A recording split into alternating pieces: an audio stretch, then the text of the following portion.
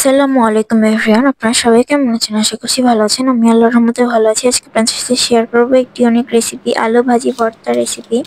এখন নামটি শুনে অনেকেরই অবাক লাগতে পারে। আমরা বাসায় অনেকেই আলু সিদ্ধ করে ভর্তা করি, কিন্তু আজকে আমি আলু ভাজি করে ভর্তা করব। তো চলুন রেসিপিটি শুরু করা যাক। তো এখানে আমি প্রথমে দুটি আলু নিয়ে নিয়েছি। আলুগুলোকে পিলারের সাহায্যে ভালোভাবে এগুলোর খোসা ছাড়িয়ে নিচ্ছি।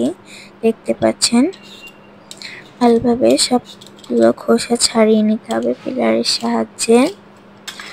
তারপর খোসা ছাড়ানো হয়ে গেলে এগুলোকে পাতলা পাতলা করে স্লাইস করে নিতে হবে। এরপর এগুলোকে ভালোভাবে ধুয়ে নিতে হবে, যেন এর ভিতরে কোনো ময়লা এবং কষ না থাকে। আলুর গায়ে কিন্তু একটা কোষ থাকে, সেই কোষটা যেন না থাকে, সেই জন্য ভালোভাবে কষলে কষলে ধৈর্য সহকারে ধুয়ে নিতে হবে। তো এই তো দেখতে পাচ্ছেন, এর ধুয়ে নেওয়ার পর আমি এগুলোকে পাতলা পাতলা করে স্লাইস করে নিয়েছি এইভাবে।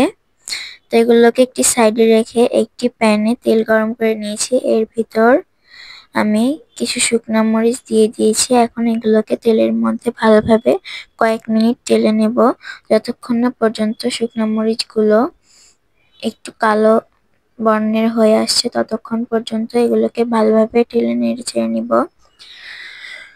তো শুকনো মরিচ ডালা হয়ে গেলে এই পাশে একটি চপিং বোর্ডে আমি 3টি পেঁয়াজ নিয়েছি। পেঁয়াজগুলোকে একদম কুচি কুচি করে কেটে, এরপর আমি এইদিকে 2টি কাঁচামরিচকে এইভাবে সেম ভাবে কুচি কুচি করে কেটে নিয়েছি। তারপর কিছু ধনেপাতা নিয়ে এগুলোকেও কুচি কুচি করে কেটে নিয়ে ওই যে তেলে শুকনো মরিচগুলো টেলেছিলাম, সেই একই তেলে আমরা স্লাইস করে রাখা, ধুয়ে পরিষ্কার করে রাখা গুলাকে দিয়ে দিয়েছি। এরপর এর উপর দিয়ে সামান্য একটু লবণ ছিটিয়ে দিয়েছি।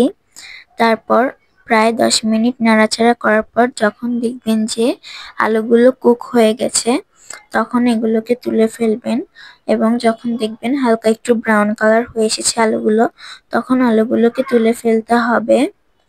তারপর এই যে এই পাশে যে শুকনো মরিচগুলোকে তেলের মধ্যে টেলে নিয়েছিলাম, সেগুলোর বোটা ছাড়িয়ে এগুলোকে ভালোভাবে চটকে চটকে পেঁয়াজ, কাঁচামরিচ এবং ধনেপাতার সাথে মিশিয়ে নিতে হবে।